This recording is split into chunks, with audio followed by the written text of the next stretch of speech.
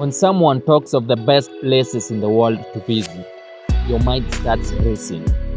Your mind would scrutinize a place with the best skyline, with the most exquisite of aesthetic beauty, or even how the locals treat foreigners.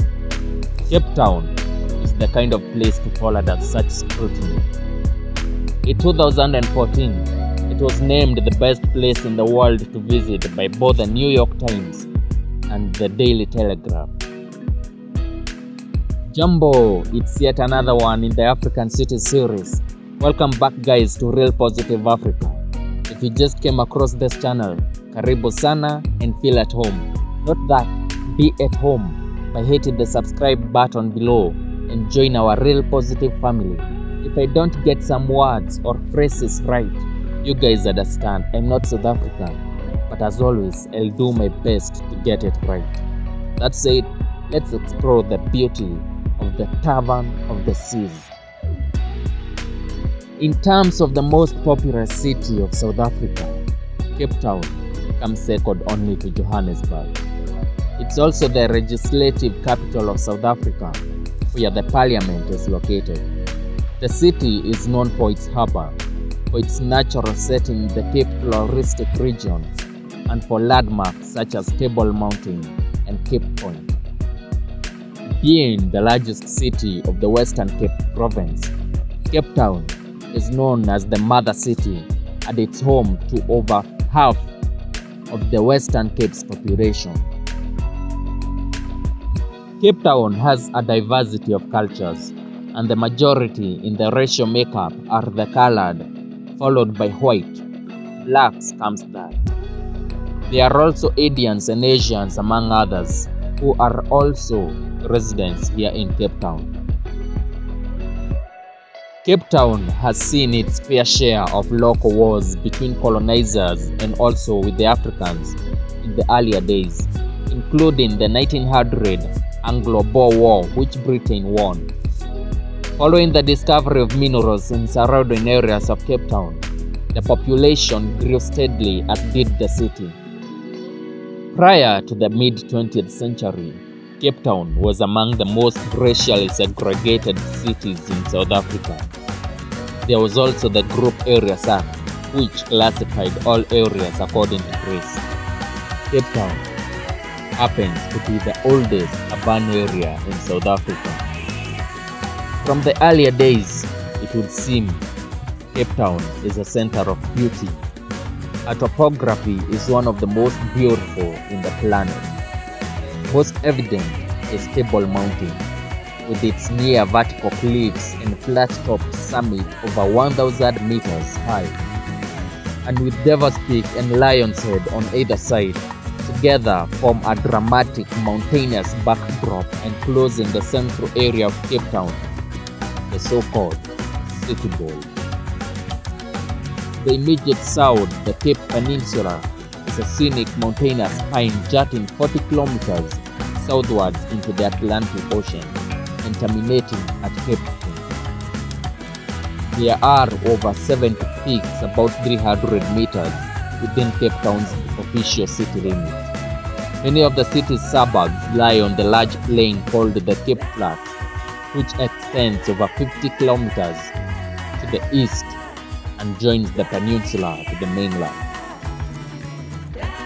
The Cape Town region is characterized by an extension coastline, rugged mountain ridges, coastal plains, inland valleys, and semi-desert fringes.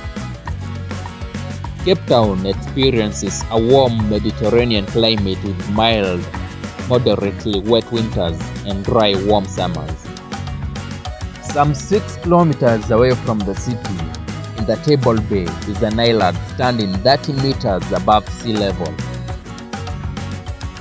The island is called Robben Island, popularly known for being used as a prison by the apartheid government. This is where Nelson Mandela was held prisoner for almost 3 decades. The city of Cape Town has one of the highest levels of biodiversity of any equivalent area in the world. These protected areas are a World Heritage Site, and an estimated 2,200 species of plants are confined to Table Mountain. That's more than exists in the whole of the United Kingdom, which has 1,200 plant species. Most of these species can be found nowhere else in the planet. This enormous species diversity is mainly because the city is uniquely located at the convergence point of several different soil types and microclimates. Consequently, Cape Town now has over 300 threatened plant species, and 13 which are now extinct. The Cape Peninsula, which lies entirely within the city of Cape Town, has the highest concentration of threatened species of any continental area of equivalent size in the world. The main residency in Cape Town is located in City Bowl. The City Bowl is an area including the CBD, the harbour, the company's garden, and other residential suburbs. The Atlantic seaboard lies west of the City Bowl and Table Mountain and is characterized by its beaches, cliffs, promenade, and hillside communities. The Atlantic seaboard has some of the most expensive real estates in South Africa. Campsay is home to the highest concentration of multimillionaires in Cape Town and has the highest number of high-priced mansions in South Africa, with more than 155 residential units exceeding $1.8 million.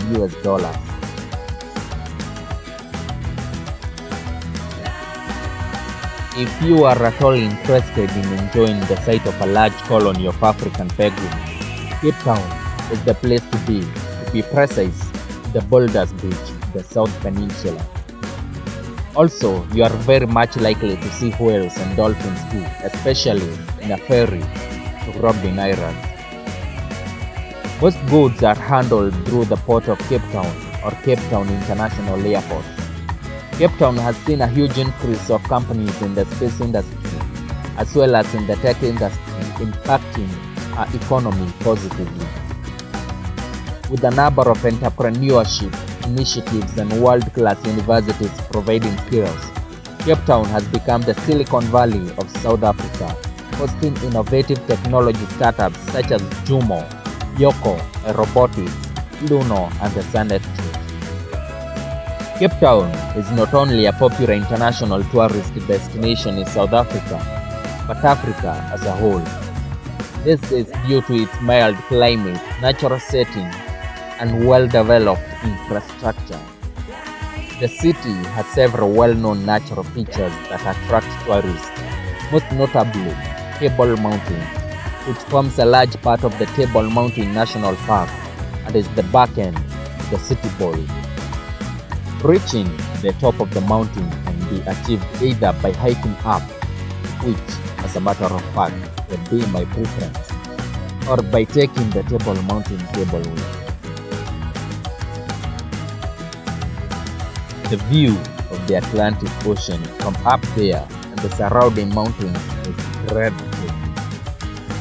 Cape Town offers tourists a range of air, land, and sea-based adventurous activities, including paragliding and skydiving.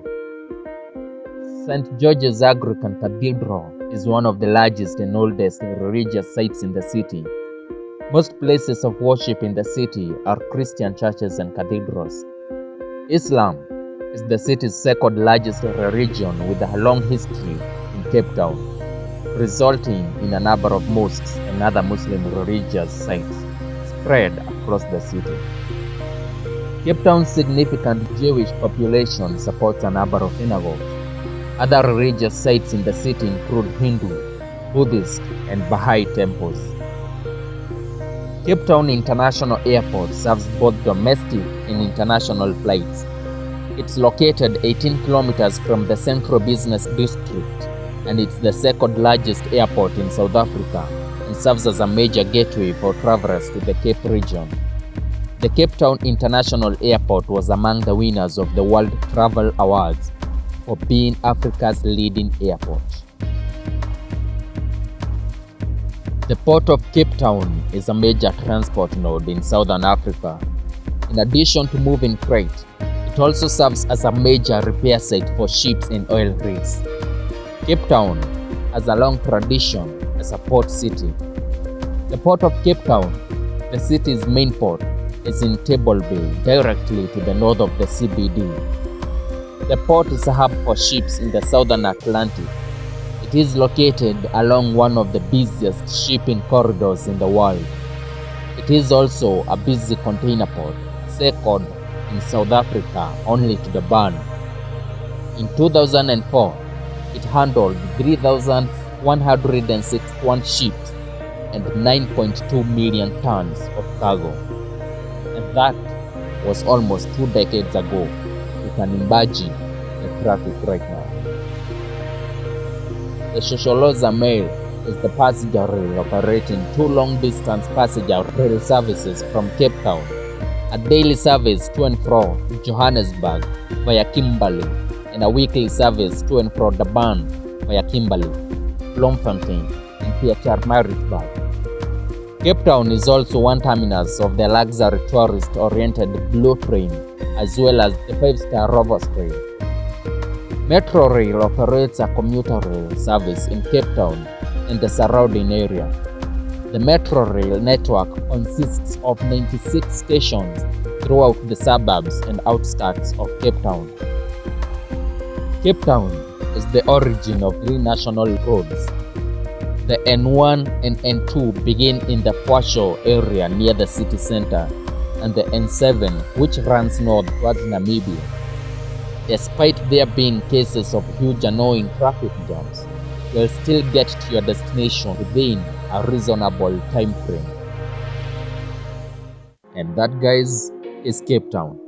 Obviously not everything about her, but most of her basics that anyone planning to go there should know.